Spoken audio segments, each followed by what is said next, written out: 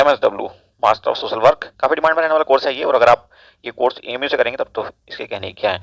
तो चलिए आज की वीडियो में हम इसी कोर्स के बारे में डिटेल में बात करने वाले हैं। बहुत सारे सवाल आपके लगातार आ रहे हैं, यूट्यूब से लेकर के टेलीग्राम तक, फेसबुक से लेकर व्हाट्सअप तक, और आज हम उन्हीं सभी सवालों का जवाब देने की कोशिश करेंगे। तो आपका अगर इससे रिलेटेड कोई भी सवाल है या कोई कंफ्यूजन है तो आप हमारे साथ पूरे वीडियो में बने रहिए। हम कोशिश करेंगे कि आपके तकरीबन सारे सवालों के जवाब हम दे सकें। यहाँ पे आज के वीडियो में हम बात करने वाले हैं इस कोर्स में कितनी सीट्स हैं, क्वालिफिकेशन क्या मांगी जाती है, बुक्स कौन कौन सी पढ़नी है आपने एंट्रेंस टेस्ट के लिए, सिलेबस क्या रहता है एंट्रेंस टेस्ट का, कैसे वो डिवाइड होता है, पैटर्न क्या होता है एग्जामिनेशन में, नेगेटिव मार्किंग है या नहीं है, कट ऑफ कितनी रह जाती है तकरीबन, इसके अलावा कुछ और पॉइंट लाइक क्या कैरियर प्रोस्पेक्ट्स होंगे आपके, और प्लेसमेंट रिकॉर्ड एमयू का क्या है, कितनी एवरेज सैलरी रहती है, वगैरह वगैरह, इन सब पे हम बात करने वाले हैं। तो सबसे पहले हम बात कर लेते हैं सीट्स की। सीट्स यहाँ पे देखिए, यहाँ मेंशन है, ये प्रोस्पेक्टस का पेज नंबर 101 है, आपको जाकर के इसको स्टडी कर सकते हैं इस ईयर का, और गोइंग फॉरवर्ड भी आप प्रोस्पेक्ट को जरूर स्टडी करें क्योंकि कोई भी चेंज वहाँ पे अगर होते हैं तो प्रोस्पेक्ट में जरूर मेंशन होंगे। एनीवे, हम चूंकि 100% ऑथेंटिक बात करते हैं तो प्रोस्पेक्ट्स को ही हम सबसे सही मानते हैं, और इस पे बेस्ड कोई बात कोई फैक्ट आपके साथ डिस्कस करने की कोशिश करते हैं।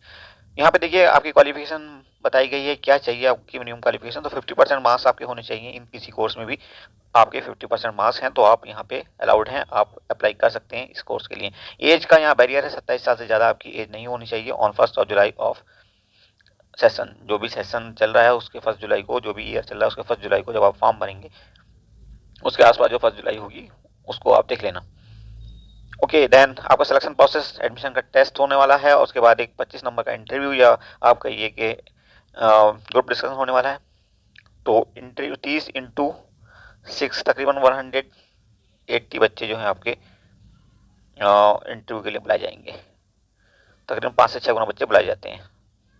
ओके, और अगर हम बात करें यहाँ पे कि इसमें पूछा क्या क्या जाने वाला है, तो आपका रिटर्न टेस्ट में 100 नंबर के 100 सवाल होंगे, हर एक सवाल 1 नंबर का होने वाला है, और अगर आपने गलत आंसर किया, गलत सवाल का जवाब दिया, तब आपका 0.25 नंबर कट जाएगा, यानी कि 25% की नेगेटिव मार्किंग होने वाली है।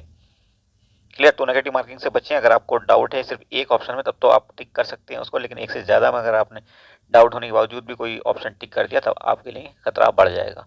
तो कोशिश करिए पहले वो क्वेश्चन मार्क करें जो कि 100% आपको लगता है सही है। जैसे फॉर एग्जाम्पल अगर आप आउट ऑफ 140 क्वेश्चन बिल्कुल सही पता है आपको कि इनके आंसर ये हैं, इनमें मैथमेटिक्स के सवाल 100% पता होते हैं बच्चों को कि ये सही है आंसर हमारा या नहीं है, ऐसी रीजनिंग की मोस्टली यही पोजीशन होती है। तो 50 सवाल रीजनिंग और मैथ्स के दोनों को मिलाकर के तकरीबन आते हैं, तो ये तो आप आसानी से करके गारंटेड ले ही जा सकते हैं। और बाकी भी कुछ ऐसे और हो सकते हैं सवाल।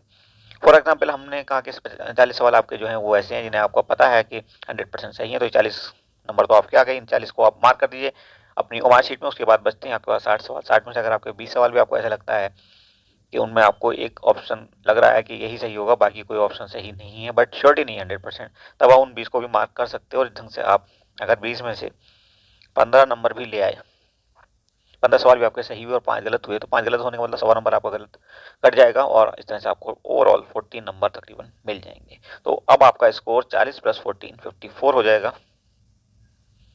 ओके, और विद मिनिमम रिस्क।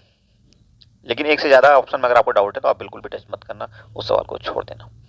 ओके, चलिए आगे बढ़ते हैं। अब वो हम बात कर लेते हैं कि यहाँ पे आने वाला क्या क्या है, टेस्ट पेपर की थोड़ी डिटेल जान लेते हैं, एग्जामिनेशन का पैटर्न क्या होने वाला है। तो यहाँ पे 4 सेक्शन आपके पूछे जाएंगे। एक आपका जनरल अवेयरनेस आनी है जिससे 25 सवाल पूछे जाएंगे, numerical ability and data interpretation से 25 सवाल तकरीबन मैथमेटिक्स के आते हैं।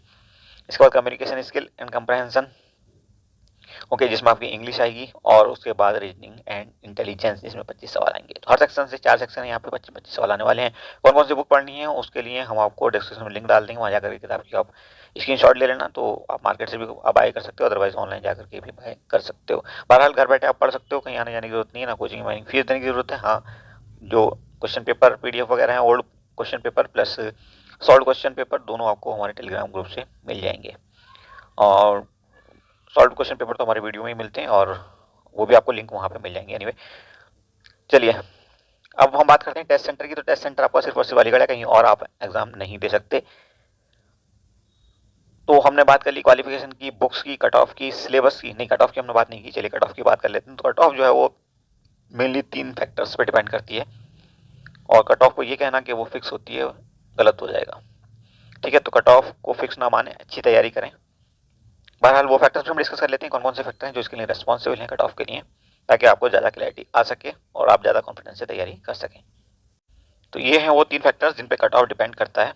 नंबर 1 आपका सबसे इंपॉर्टेंट फैक्टर है वैसे ये लेवल ऑफ क्वेश्चन पेपर। तो लेवल ऑफ क्वेश्चन पेपर जैसे जैसे टफ होगा वैसे वैसे आपका जो कट ऑफ है वो नीचे की तरफ आने लगता है। तो आप कह सकते हैं कि ऐसे केस में जबकि पेपर टफ हो तो कट ऑफ नीचे की तरफ आ जाएगी। क्लियर? बट एवरेज है कट ऑफ, ओ सॉरी क्वेश्चन पेपर, तब आप अंदाजा लगा सकते हैं कि ज़्यादा ऊपर नीचे नहीं होगी।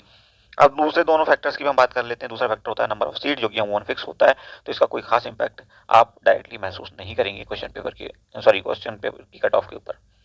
ओके, एग्जाम की कट ऑफ के ऊपर। उसके बाद नंबर 3 पे आता है number of candidates. Number of candidate अमूमन स्लोली बट लगातार बढ़ता है। कभी कभार एक्सेप्शन हो सकता है, जैसे कोरोना पीरियड में रहा था कि लास्ट ईयर 2020 में काफ़ी कम बच्चे बैठे थे, हर जगह पैसा हुआ था। बट ये एक एक्सेप्शन था और कभी दोबारा शायद ऐसा ना हो, ऐसी आप उम्मीद कर सकते हैं। तो ये फैक्टर भी बहुत इंपॉर्टेंट नहीं है। बहरहाल जो सेकंड फैक्टर है वो भी थोड़ा सा लगातार ऊपर की तरफ ले जाने की कोशिश करता है कट ऑफ को। और पहला फैक्टर जो कि सबसे इंपॉर्टेंट है उसके बारे में कुछ भी कहना पहले से बहुत मुश्किल होता है, तो इसलिए कट ऑफ पर ज़्यादा रिलाई करना अच्छी चीज़ नहीं होगी। बहरहाल जो पिछले कुछ सालों में ट्रेंड रहा है उसकी अगर हम बात करें तो इंटरनल कैंडिडेट्स और एक्सटर्नल कैंडिडेट्स के लिए एमएसडब्ल्यू में कट ऑफ कुछ इस ढंग से रही है। तो ये रहती है अप्रोक्सीमेटली, अगर एक्सटर्नल कैंडिडेट की बात करें तो 55 प्लस, और इंटरनल कैंडिडेट्स की बात करें तो 40 टू 43 प्लस पे आपका इंटरव्यू के लिए कॉल आ जाएगी। अभी फाइनल सिलेक्शन की हमने बात नहीं की, हमने सिर्फ इंटरव्यू की बात की है।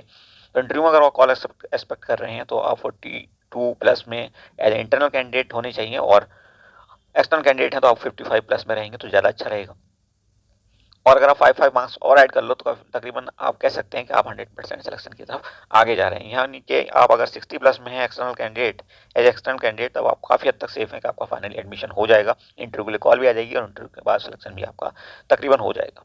और वैसे ही यहाँ पे अगर आप 47 प्लस में हैं तब आप फाइनली सिलेक्शन की उम्मीद कर सकते हैं कि आपका सिलेक्शन हो जाएगा। बहरहाल जिसको इंटरव्यू के लिए कॉल आती है वो मिस ना करें, और उसके बाद अगर काउंसलिंग के लिए बुलाया जाता है, भले ही आपको वेटिंग में रखा जाए, तब भी आप 100% काउंसलिंग अटेंड करें, अदरवाइज आपको एडमिशन नहीं मिलेगा भले ही आपका नंबर आ जाए।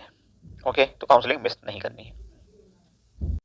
अब बात करते हैं करियर प्रोस्पेक्ट की। तो देखिए करियर यहाँ पे आप एमएसडब्ल्यू करने के बाद गवर्नमेंट और प्राइवेट सेक्टर में दोनों में काफ़ी अच्छी डिमांड होती है, और कहीं पे भी आप अपनी मर्जी के मुताबिक जॉब कर सकते हैं। अब जहाँ तक प्लेसमेंट की बात है तो वो तो मोस्टली प्राइवेट कंपनीज या एनजीओ टाइप के जो होते हैं वही जो है प्लेसमेंट के लिए कैंपस विजिट करते हैं, और उन्हीं में मोस्टली बच्चे जॉब पाते हैं।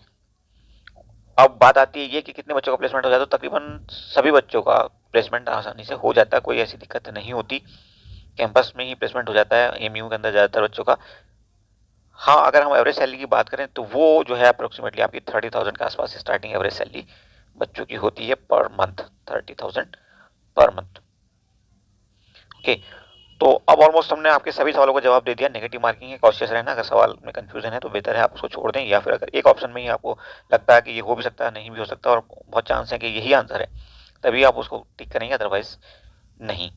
अब भी अगर आपके कुछ सवाल हैं, कोई कंफ्यूजन है, तो आप टेलीग्राम ग्रुप को हमारे ज्वाइन कर लीजिए। वहीं पे आपको बहुत सारे इंपॉर्टेंट लिंक्स मिलेंगे जो कि इसकी तैयारी में, इस एग्जाम की तैयारी में आपको हेल्प करेंगे। पीडीएफ मिलेंगे वहीं पे आपको, और सारी इन्फॉर्मेशन भी, जो भी नोटिफिकेशन वगैरह आएंगे वहाँ पे आपको सबसे पहले दी जाएगी। So thank you for watching.